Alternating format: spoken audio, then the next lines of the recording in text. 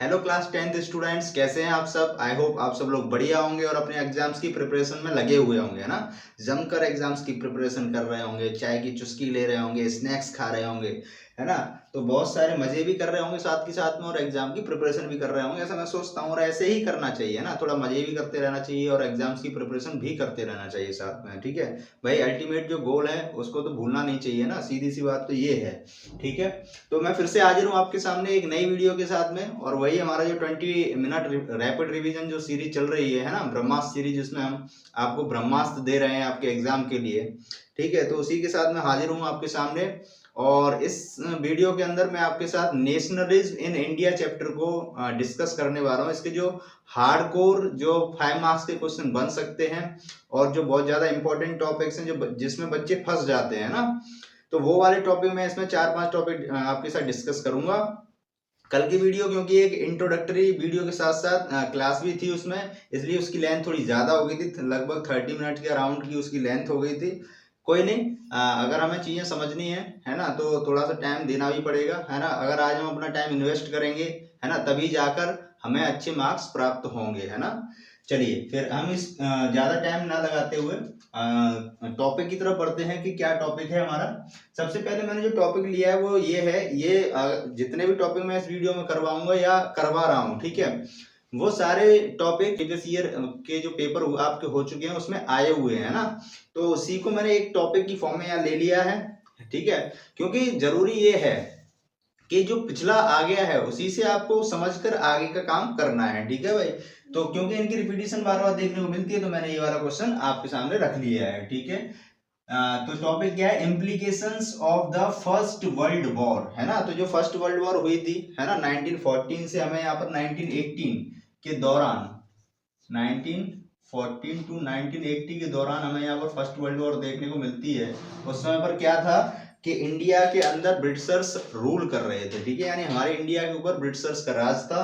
उसी दौरान ये वर्ल्ड वॉर, मतलब फर्स्ट वर्ल्ड वॉर ने किस तरह से इंडिया को इकोनॉमिकली और पॉलिटिकली इंपैक्ट किया, ठीक है। तो फर्स्ट पॉइंट हम यहाँ पर समझते हैं, इट इंक्रीज डिफेंस बजट, ठीक है। तो जो फर्स्ट वर्ल्ड वॉर हुई उसकी वजह से क्या हुआ कि जो बजट था, जो डिफेंस बजट था ना, उसको बढ़ाना पड़ा, इंक्रीज करना पड़ा। War led to higher defence spending which was finance through loans, ठीक है। तो भाई युद्ध हो रहा है, तो युद्ध में तो सारी चीजें चाहिए ना, आपको हथियार भी चाहिए, आपको खाने पीने की चीजें चाहिए, जो सैनिक लड़ रहे हैं उनके लिए सारी व्यवस्थाएं चाहिए, उनके लिए डैश वगैरह चाहिए, है ना, हथियार चाहिए, तो बहुत सारी चीजें लगती हैं युद्ध करने में, ठीक है। तो ये सारा सामान आएगा कैसे, पैसे से आएगा ना, और पैसा हमारे पास उतना था नहीं, ठीक है, पैसा नहीं था, तो पैसा फिर आया कहां से, लोन के थ्रू आया, है ना, कर्ज लिया। कर्ज लेने से क्या हुआ कि जो फाइनेंशियल बर्डन था वो इंडिया के ऊपर देखने को मिला यहाँ पर। तो पहला तो ये है कि डिफेंस बजट बढ़ाने की वजह से फाइनेंशियल बर्डन हमारे ऊपर देखने को मिला। दूसरा, राइजिंग प्राइसेस, है ना, shortages caused prices to double between 1913 to 1918 resulting in hardship for many, ठीक है। क्या हुआ कि जो वर्ल्ड वॉर हुआ उसकी वजह से जो प्राइसेस थे, है ना, चीजों के, वो क्या हो गए, बढ़ गए, और उसकी वजह से यहाँ पर बहुत सारे लोगों को, यानी इंडिया की जो पॉपुलेशन थी उसको यहाँ पर कठिनाइयों का सामना करना पड़ता है, ठीक है। Third one, higher taxes. Higher taxes से यहाँ पर क्या मतलब है, customs duties and taxes were raised. तो फर्स्ट वर्ल्ड वॉर के दौरान क्या हुआ, जो कस्टम ड्यूटीज थी या टैक्स वगैरह जिन चीजों पर लगता था, एक्सपोर्ट इंपोर्ट पे जो टैक्स लगता था, वो सारे इंक्रीज कर दिए गए। तो इंक्रीज करने से क्या होगा, जो प्रोडक्ट्स हैं, जो आइटम्स हैं, वो ऑटोमेटिकली क्या हो जाएंगे, महंगे हो जाएंगे, जिसकी वजह से हर कोई व्यक्ति उन आइटम्स को नहीं खरीद पाएगा, और वो अपनी स्टैंडर्ड ऑफ लिविंग, जो बेसिक नीड है, जो बेसिक नीड होती है डेली लाइफ में, है ना, उसको फुलफिल नहीं कर पाएगा। तो इसकी वजह से यहाँ पर लोगों को बड़ी दिक्कत फेस करनी पड़ी। एंड देन नेक्स्ट पॉइंट है यहाँ पर फोर्स्ड रिक्रूटमेंट, है ना। तो जो युद्ध हो रहा था, तो जो ब्रिटिशर्स थे उन्होंने क्या किया था, जो गांधी जी थे उनसे ये वादा किया था, वर्ल्ड वॉर फर्स्ट में, जो वर्ल्ड वॉर चल रही है उसमें अगर इंडिया हमारा साथ देगा, है ना, इंडिया के लोग हमारा साथ देंगे, तो हम आपको जल्द से जल्द फ्री कर देंगे वर्ल्ड वॉर के बाद, ठीक है, ऐसा लालच उन्होंने दिया। तो उसके तहत क्या हुआ, गांधी जी ने बहुत सारे युवाओं को ऐसा प्रेरित किया, मोटिवेट किया, क्या आर्मी ज्वाइन करने के लिए, है ना। तो उसमें से क्या था, बहुत सारे लोगों को जबरदस्ती उसमें ज्वाइन करवाया गया, जबरदस्ती भर दिया गया, है ना। लेकिन तो जबरदस्ती अगर आपसे कोई कुछ काम करवाए तो आप उसको नहीं करोगे ना, या उसके अगेंस्ट जाओगे, भाई जाओगे कि नहीं जाओगे। तो ऐसा ही हो रहा था, जबरदस्ती लोगों को फोर्सेस में भरा जा रहा था, तो वो वाली चीज हमें यहाँ देखने को मिलती है। फिफ्थ वन फूड शॉर्टेजेस, ठीक है, crop failures related and shortage of food items. तो हमें यहाँ पर वर्ल्ड वॉर फर्स्ट के दौरान क्रॉप फेलियर्स भी देखने को मिलते हैं, जो फसल होती है वो बर्बाद हो जाती है, जिसकी वजह से क्या होता है, जो खाना होता है ना, जो अन्न होता है, जैसे गेहूं हो गया, चावल हो गया, या कोई भी अदर जो क्रॉप है वो फेल हो जाती है, जिसकी वजह से क्या है, भुखमरी पड़ जाती है। भुखमरी जैसे यहाँ पर हालात हमें देखने को मिलते हैं। तो ये है फर्स्ट वर्ल्ड वॉर का इंडिया के ऊपर इम्पैक्ट, है ना, जो हमें देखने को मिलता है कि फर्स्ट वर्ल्ड वॉर होने की वजह से इंडिया में क्या क्या कठिनाइयां फेस करनी पड़ी। ठीक है, तो ये क्वेश्चन 5 मार्क्स में पूरे पूरे आने के चांसेस, इसको अच्छे से प्रिपेयर कर लीजिएगा। यही पॉइंट्स आपको भी उसमें लिखने हैं, और ऐसा लिखने के बाद 5 मार्क्स सीधे आपके रिजल्ट में क्रेडिट हो जाएंगे और आप खुशी खुशी घर पर वापस। ठीक है, चलिए फिर नेक्स्ट टॉपिक को देखते हैं। क्या नेक्स्ट टॉपिक मैंने लिया है, सिविल डिसोबीडियंस मूवमेंट्स। ठीक है, सिविल डिसोबीडियंट मूवमेंट क्या था, है ना, इसमें हमें क्या चीजें देखने को मिलती हैं वो हम यहाँ पर समझेंगे। ठीक है, तो यहाँ पर पहले समझते हैं, Mahatma Gandhi found salt a powerful symbol that could unite the nation. तो महात्मा गांधी जी जो थे, उन्होंने सोचा कि यार सॉल्ट जो है ना, हर व्यक्ति यूज करता है, हर व्यक्ति की डेली लाइफ में कहीं ना कहीं उसका महत्व तो है ना, किसी न किसी फॉर्म में उसको यूज करता है, कंज्यूम करता है। ठीक है, तो उन्हें लगा यार सॉल्ट एक बड़ी ताकत हमारी बन सकती है टू यूनाइट द नेशन। ठीक है, इसी क्रम में 31 जनवरी 1930 को गांधी जी क्या करते हैं, जो लॉर्ड इरविन वायसराय था उसको एक लेटर सेंड करते हैं, जिसमें 11 डिमांड की वो बात करते हैं। ठीक है, फिर हम क्या देखते हैं आगे, उसी 11 डिमांड में से, जो गांधी जी ने 11 डिमांड का लेटर भेजा, उसी 11 डिमांड में से एक डिमांड ये भी थी कि जो सॉल्ट टैक्स अंग्रेजों ने लगा रखा था उसको हटा दिया जाए। ठीक है, इसी में से एक ये डिमांड रखी गई थी।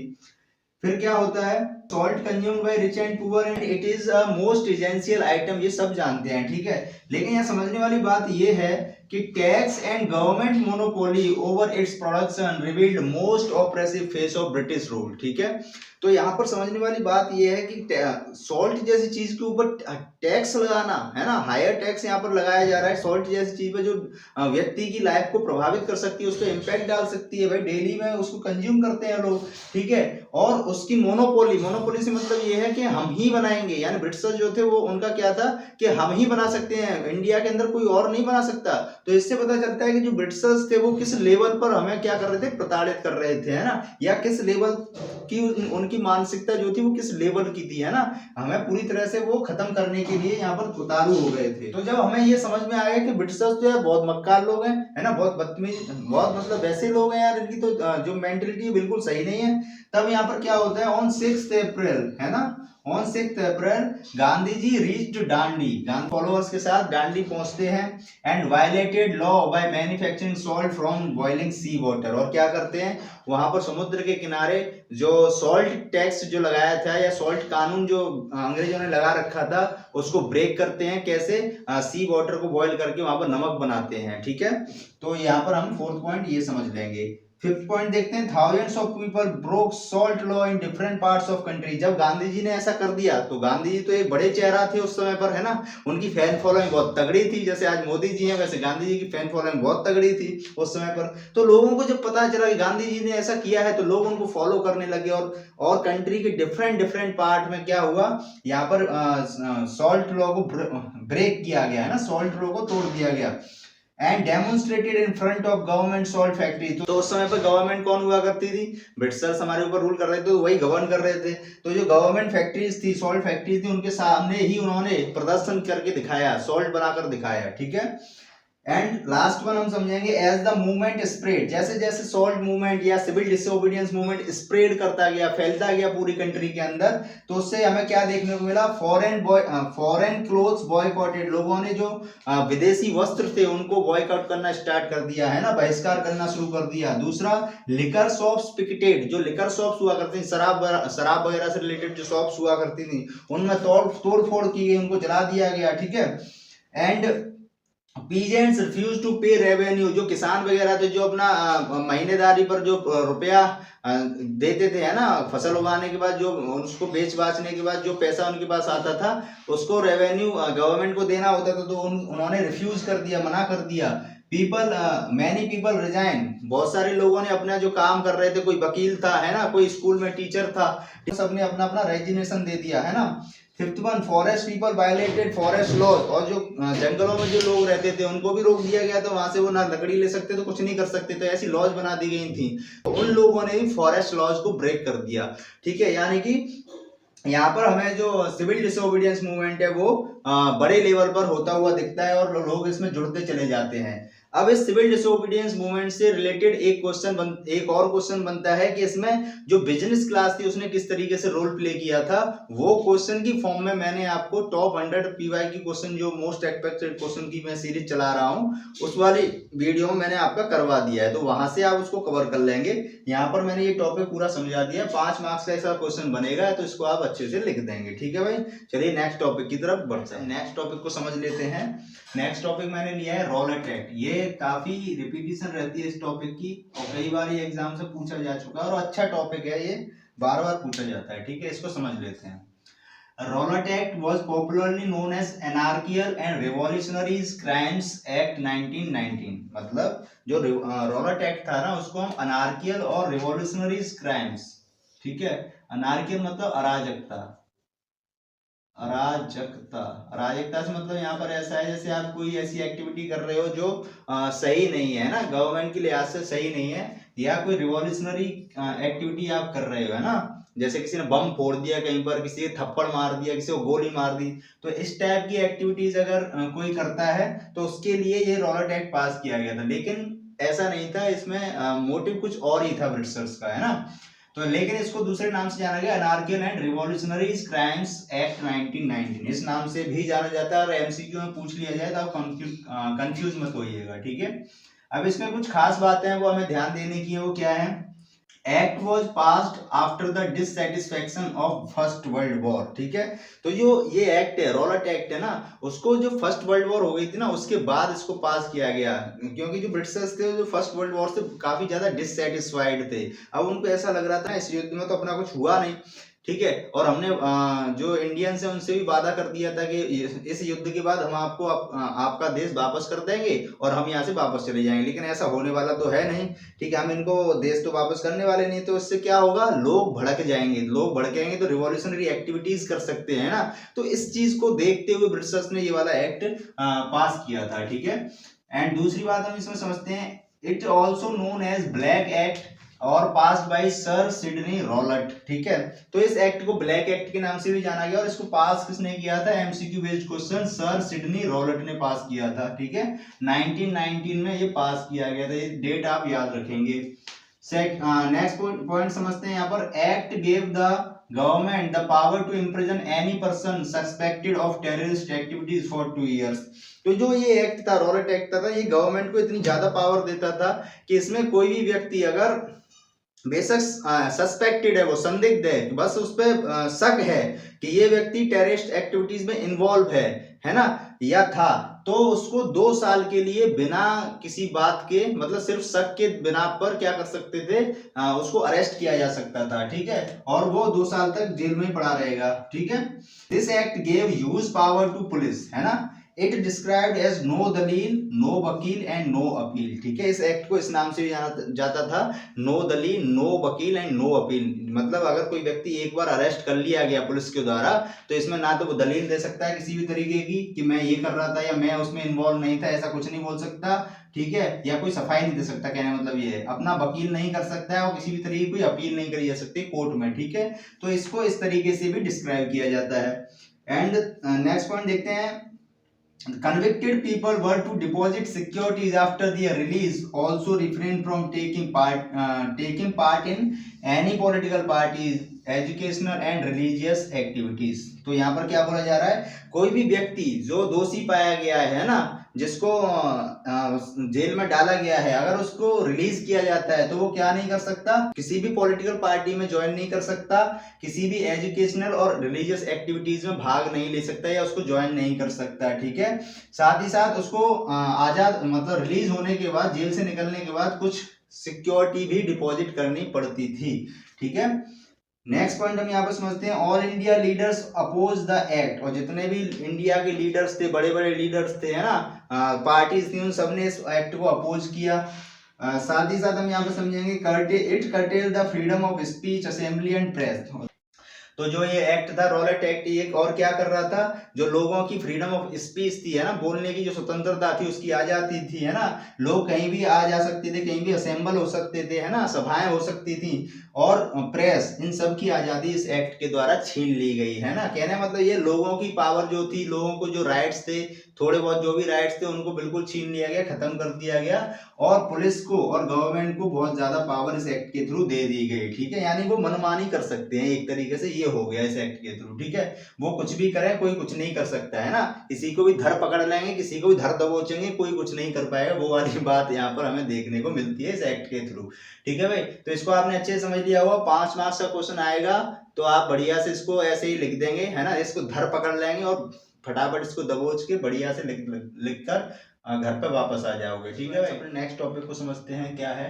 मैंने यहाँ पर नेक्स्ट टॉपिक लिया है द जलियांवाला बाग इंसिडेंट, ठीक है, ये टॉपिक भी काफी इंपॉर्टेंट टॉपिक है आपके चैप्टर में, ठीक है, तो इसको मैं आपको पूरा समझाने की कोशिश करूंगा, समझिए। On 13th April 1919, the Baisakhi Day, freedom fighters scheduled their meeting to protest against the Rowlatt Act.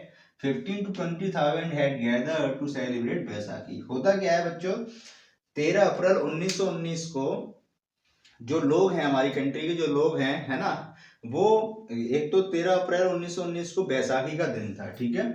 उस दिन क्या था कि बहुत सारे लोग जलियांवाला जो बाग था वहां पर इकट्ठे हुए थे, उन्होंने अपनी मीटिंग डिसाइड करी थी। मीटिंग इसलिए डिसाइड करी थी कि जो रॉलेट एक्ट, जो मैंने पिछला वाला टॉपिक आपको करवाया, तो जो रॉलेट एक्ट था ना, उसका बहुत बड़ा इम्पैक्ट जो लोग हैं उन पर देखने को मिलता है ना, कितना गलत एक्ट था, तो उसका ही पीसफुल मैनर में प्रोटेस्ट करने के लिए लोगों ने ये मीटिंग रखी थी। और दूसरा पर्पस इस मीटिंग का ये था कि जो बैसाखी है उसको सेलिब्रेट करना था, है ना, तो बैसाखी का दिन था तो उसको सेलिब्रेट करना था, क्योंकि ये पंजाब के अमृतसर में था, ठीक है, तो वहां पर बैसाखी बहुत अच्छे से सेलिब्रेट करी जाती है। तो पहला रीजन तो था बैसाखी को सेलिब्रेट करना, दूसरा था कि पीसफुल मैनर में हम रॉलेट एक्ट के लिए प्रोटेस्ट करेंगे, ठीक है भाई।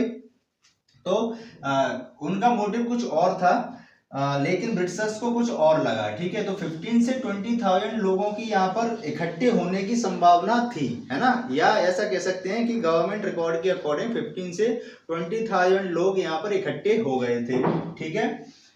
देन ब्रिटिशर्स को ऐसा लगा कि ये कहीं यार कुछ गड़बड़ ना हो जाए, है ना, कुछ हंगामा ना कट जाए, यहाँ पर बहुत बड़े लेवल पर ये प्रोटेस्ट ना हो जाए। इस सबको देखते हुए क्या हुआ, जैसे ही जनरल डायर को ये खबर लगी कि 15 से 20,000 लोग उस बाग में इकट्ठे हो गए, है ना, तो उसके अंदर खलबली मच गई, है ना, तो उसके वो तो पहले से भरे हुए बैठे थे, है ना, कि किसी भी तरीके से इन लोगों को छोड़ेंगे नहीं।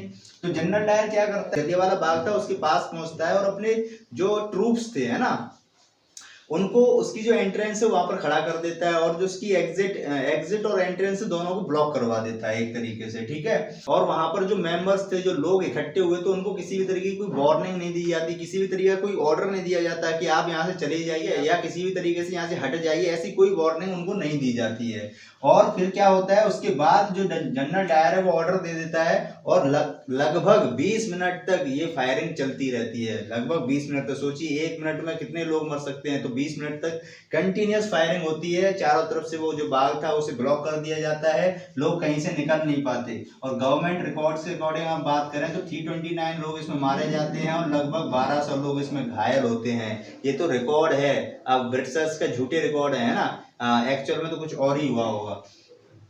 अब ये जो इंसिडेंट हो गया, जलियांवाला बाग इंसिडेंट हो गया अमृतसर के अंदर, इसका हमें क्या इम्पैक्ट देखने को मिलता है वो हम समझते हैं। This create a very bad impact on the local people, तो वहाँ के जो लोकल पीपल थे उन पर इसका बहुत गलत प्रभाव देखने को मिलता है। हमें जगह जगह पर स्ट्राइक्स देखने को मिलती है, लोगों के साथ क्या होता, पुलिस के साथ क्लैशेस देखने को मिलते हैं ना, लड़ाई झगड़े एक तरीके से, जैसे बमबारी हो रही है, कहीं पर किसी ने किसी में गोली मार दी, तो वो सारी चीजें हमें देखने को मिलती हैं।